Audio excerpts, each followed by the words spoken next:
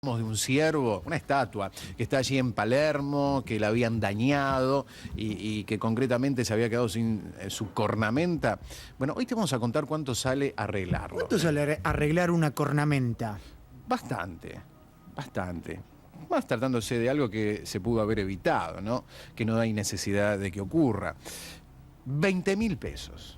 20.000 pesos que, bueno, por supuesto van a pagar todos los vecinos de la ciudad de Buenos Aires, ¿no? Bueno, qué es una lástima, como los vecinos de Rosario van a pagar el monumento a la bandera y su reparación.